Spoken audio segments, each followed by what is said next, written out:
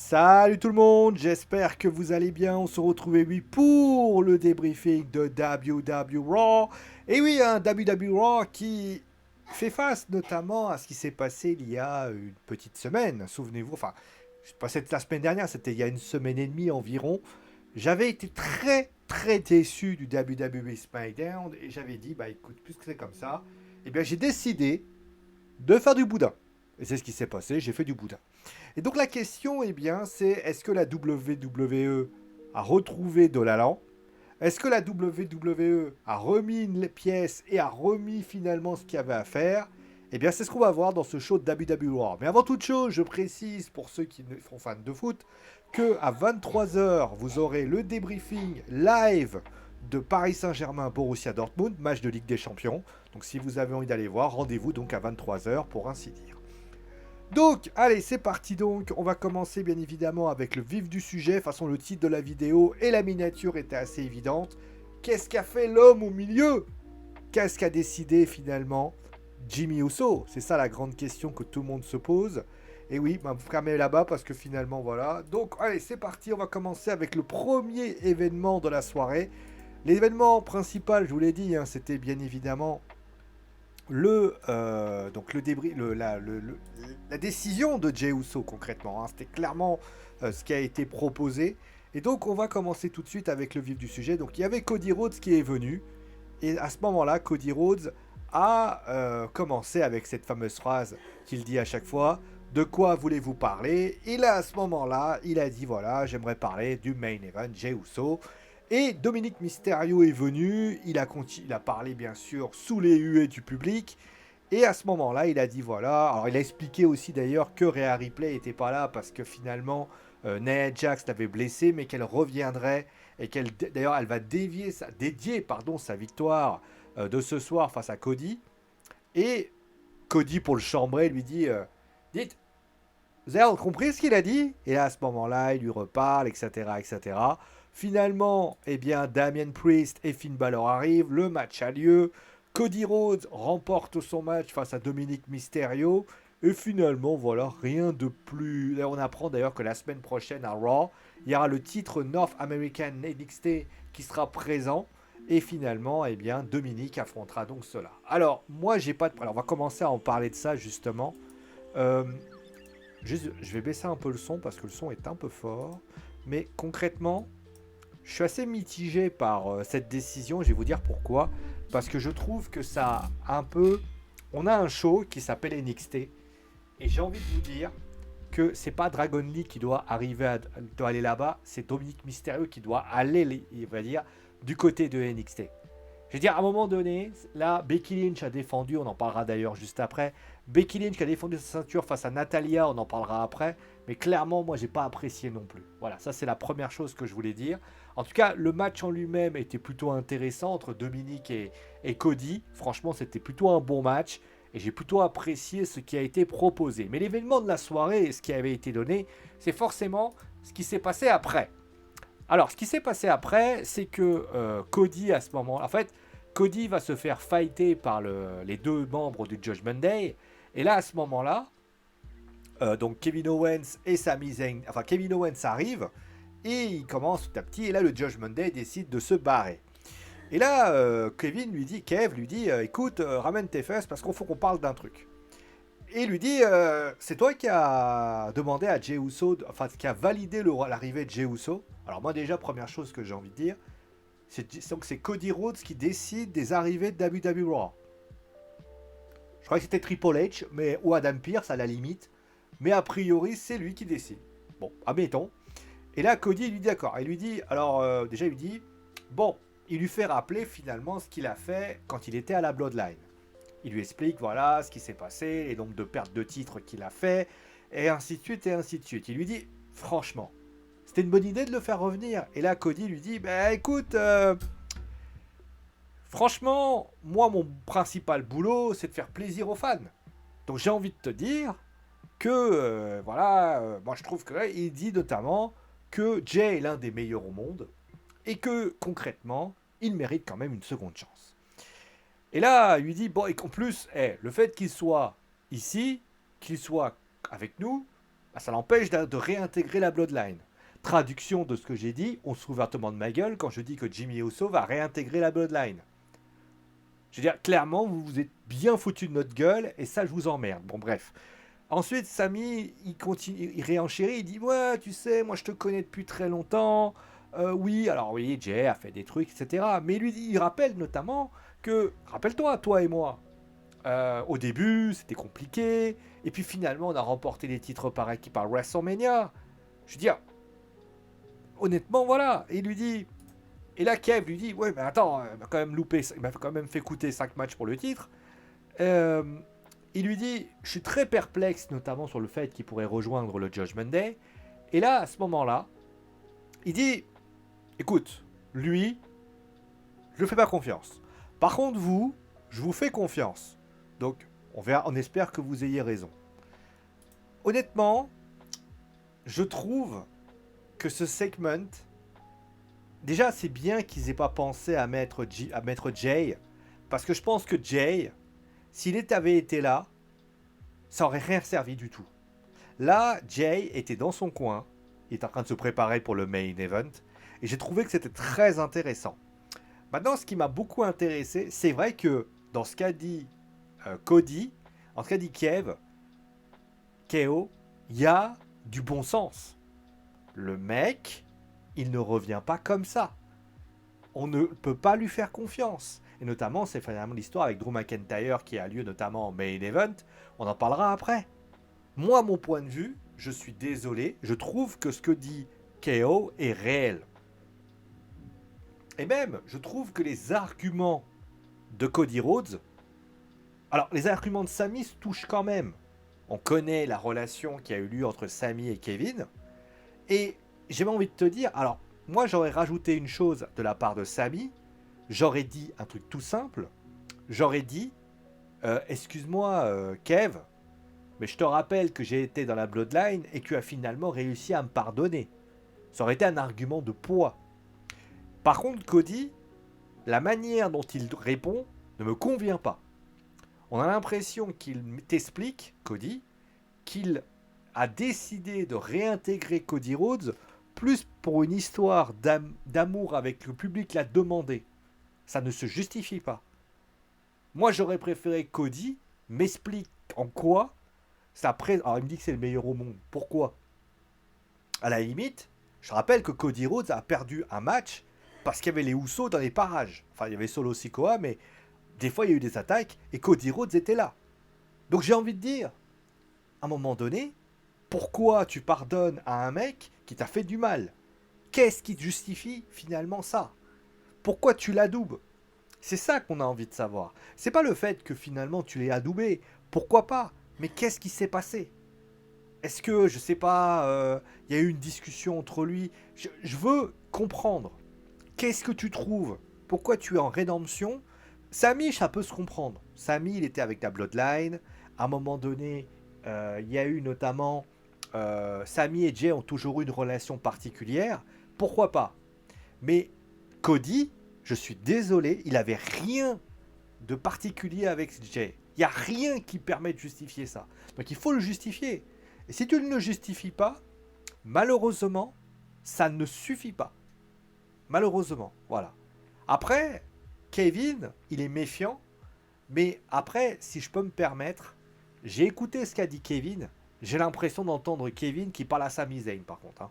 Mais ça reste puissant et ça reste intéressant. Voilà. Donc juste après, il y a eu donc la victoire de Kofi Kingston face à, alors je me souviens plus duquel des Viking Riders, c'était Ivar.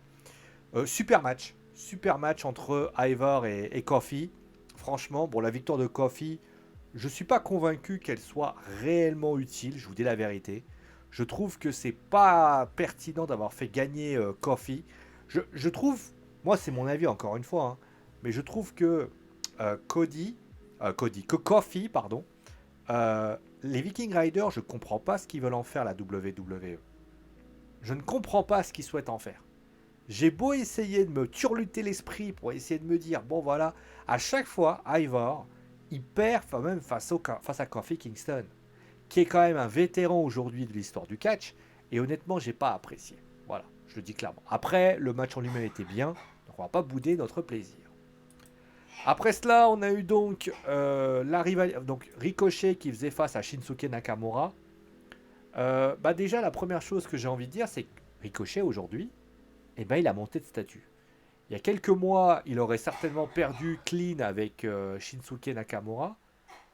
Mais concrètement, je trouve que Shinsuke Nakamura, aujourd'hui, il a gagné par disqualification. Donc ça, c'est une réalité. Maintenant, parlons un petit peu de l'après-match. Le match en lui-même était sympa, bon, pas plus que d'habitude, mais pourquoi pas. C'est l'attaque sur Seth Rollins. Comment vous dire? Il y a eu un début avant, et puis il y a un début après. Ce que je peux dire en tout cas, c'est que je suis désolé. Je suis très perplexe dans ce qu'ils veulent faire. En fait, ce qu'ils veulent faire, c'est une sorte de... comment dire ça? C'est une sorte de réalité où Seth Rollins est blessé et qu'il faut donc le ménager. Ok, ok, pourquoi pas? Sauf que t'as pas l'élément majeur. T'as quelques petits moments où t'entends je vais bien, je vais bien. Tu as un Nakamura qui joue avec l'esprit de Seth Rollins comme s'il jouait avec un enfant.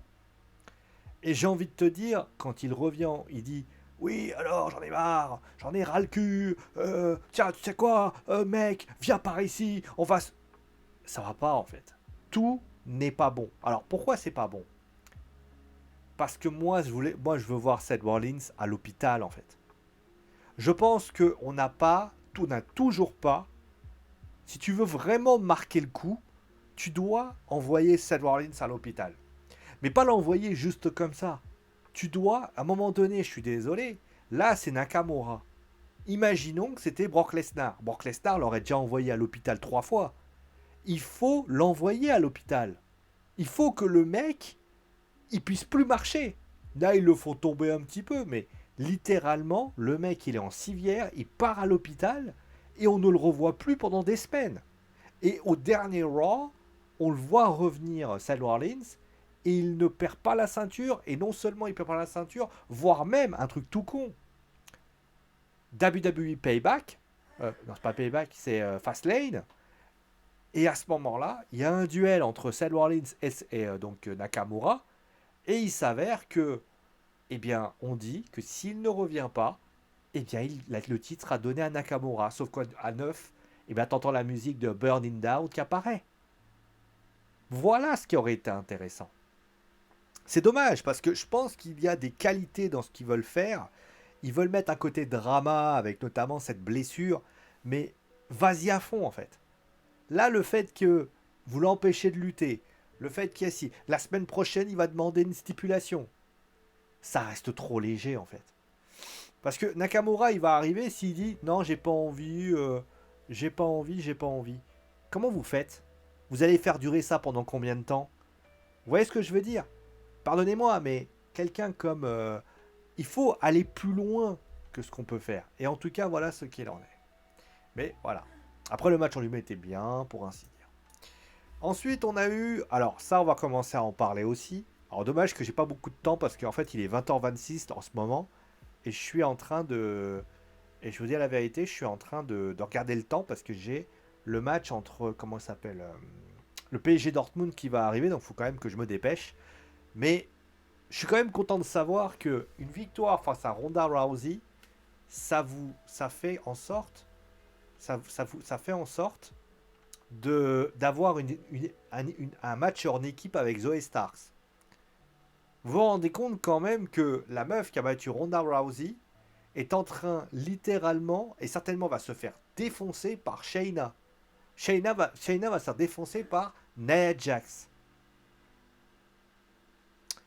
Je comprends pas la logique de la WWE. Le match en lui-même, bon, pourquoi pas, hein, bon, c'était sans plus.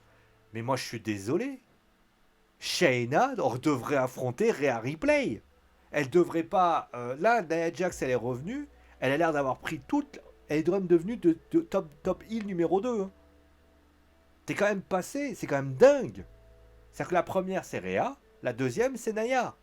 T'as envie de lui dire, ouais, Et en plus, la fait qu'elle défonce tout le monde, désolé de vous dire ça les enfants, mais j'avais pas attendu que vous fassiez ça pour savoir que Naya était puissante. Donc j'ai envie de vous dire, qu'est-ce qu'on peut faire pour être heureux, mais surtout qu'est-ce qu'on peut faire pour être dans cette situation-là. Moi je suis désolé, quelqu'un comme Nia Jax, là aujourd'hui, quand je vois Shayna faire ça, quand je vois Chelsea Green, pourquoi pas, mais quand je vois Piper Niven prendre un poteau, ouais, sans plus quoi. Encore une fois, moi honnêtement, en plus le match a été globalement anecdotique, donc voilà. Pareil, Bronson Reed contre Chad Gable. Le match est bien. Le match est très très bien d'ailleurs. Le match est plutôt intéressant. Sauf que moi, il y a un problème. C'est qu'encore une fois, il y a l'ascenseur émotionnel.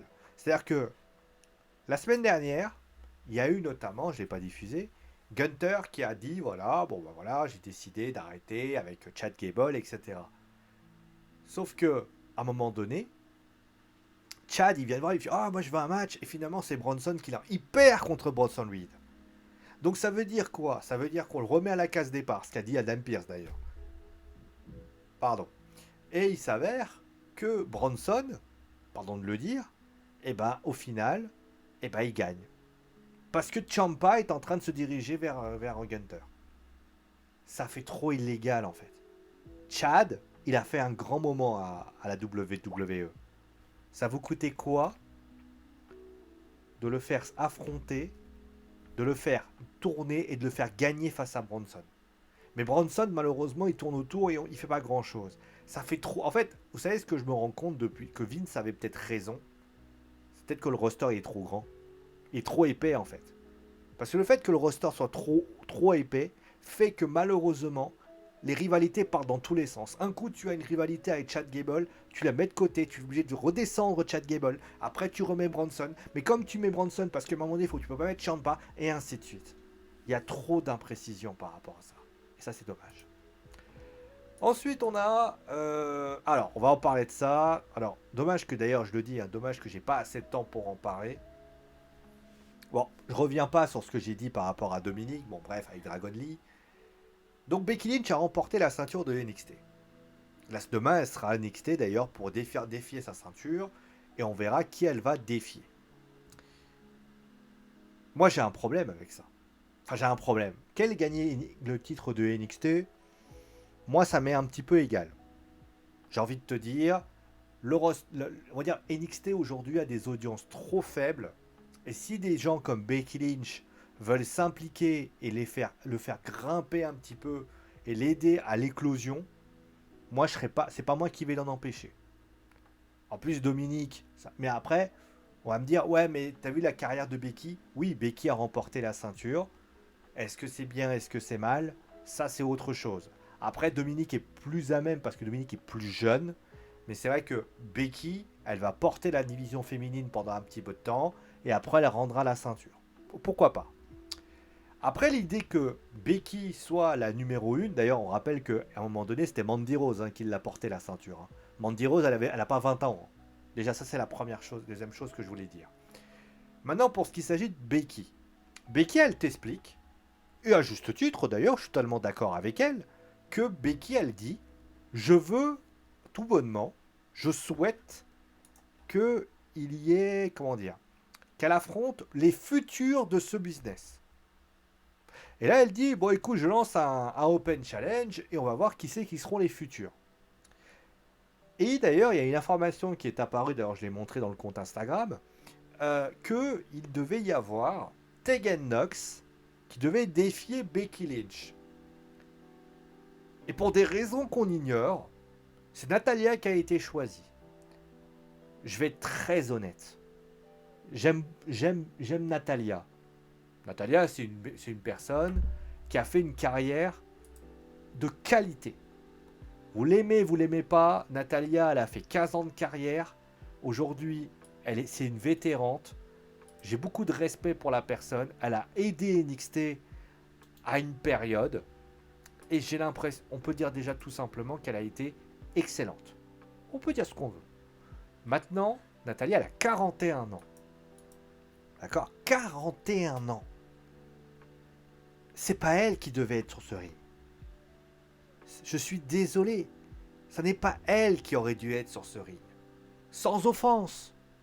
Mais ça aurait dû être Tegan Nox. Ça aurait dû être Shali. En fait, l'idée de mettre Becky Lynch à cet endroit-là est pas déconnante en soi.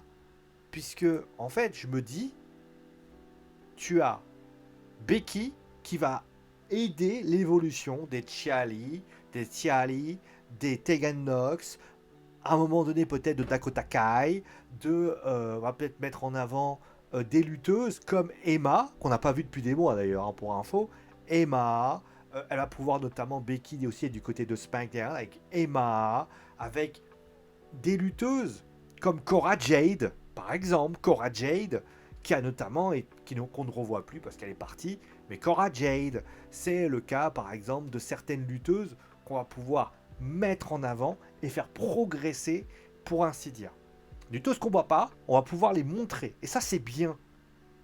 Mais pourquoi Natalia?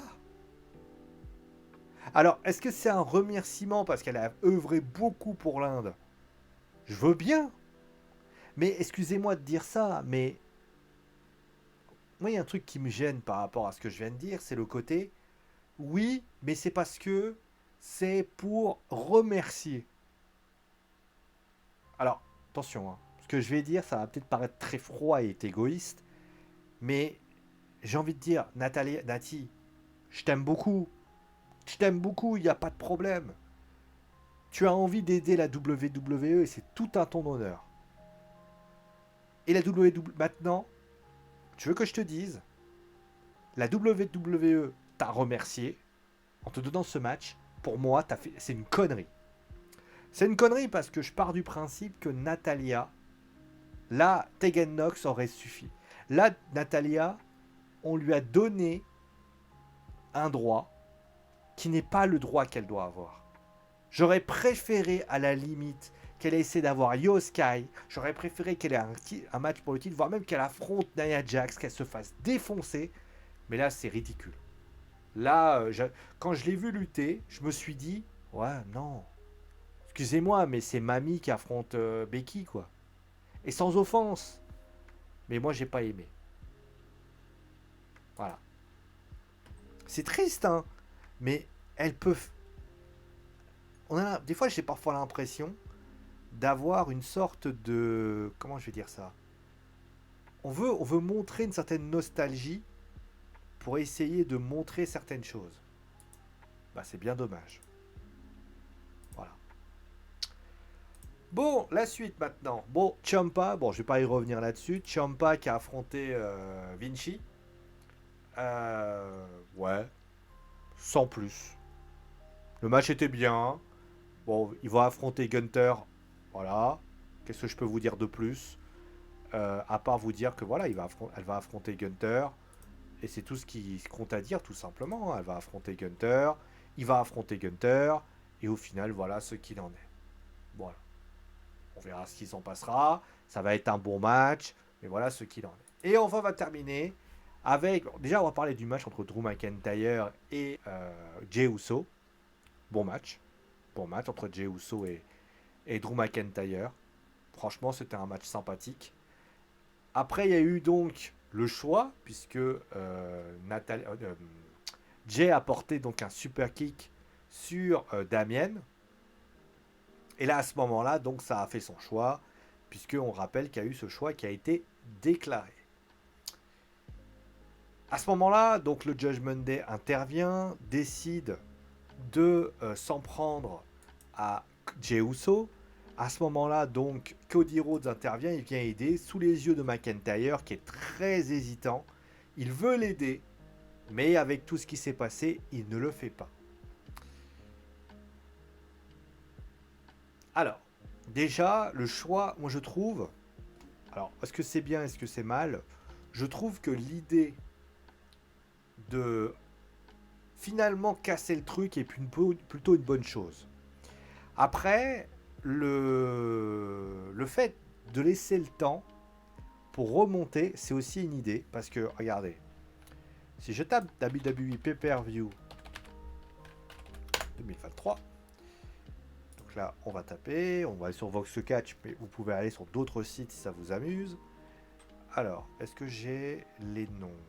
Non, ça c'est la liste des pay-per-view jusqu'à Money in the Bank. Bon, c'est pas grave, je vais aller sur là, c'est pas un problème. Allez, on se dépêche les enfants, j'ai une entreprise à faire tourner.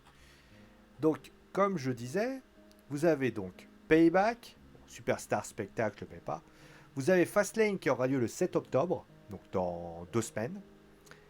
Et après, vous avez Crown Jewel qui aura lieu le 4 novembre. Et après, le 25 novembre, vous avez les Survivor Series. L'idée, je pense, de la WWE, si je suis la logique, est de créer un quatuor, Cody Rhodes, Drew McIntyre, Kevin Owens et Sami Zayn contre et Jey Uso. Et ça, par contre, ça va devenir un problème parce qu'il y en a 5. À mon avis, je pense que Drew McIntyre ira se diriger à un moment donné vers Riddle, c'est ce qui était prévu de base. Pour l'instant, ils attendent. Mais concrètement, je pense qu'il va y avoir Cody Rhodes, Jey Uso, Jey Uso, Kevin Owens et Sami Zayn contre JD McDonald, Damien Priest, Finn Balor et Dominic Mysterio. Je pense qu'on a quasiment les Wargames qui sont là. À la limite, tu rajoutes une fille des deux côtés. Mais à la limite, je pense que Rhea va sans doute se diriger vers Naya au bout d'un moment, voire autre personne. Mais concrètement, voilà l'idée que j'ai par rapport à ça. Maintenant, Maintenant, le problème, c'est qu'on est le 25, c'est le 25 novembre et nous sommes le 19 septembre. Ça veut dire qu'il y a 2 mois. 2 mois, 4 x 2, 8. Ça veut dire que si tu vas trop vite, tu te perds en route. La semaine prochaine, il y aura la revanche des titres par équipe. J'imagine que Jey Uso va sans doute avoir une intervention peut-être par rapport à ça. Cody Rhodes, là, l'a adoubé. Le fait que Drew McIntyre a hésité est une chose. Donc je me dis, wait and see. Voilà. Bon, on va faire ça vite parce qu'il est 20h40 et qu'il faut que je vous upload la vidéo. Surtout, il faut que je fasse le débriefing du match. Enfin, que j'aille pour voir PSG Dortmund. Le show en lui-même est bien. Je joue un peu les râleurs, etc. Mais franchement, on peut pas. C'est quand même un bon show. Les matchs étaient super cool.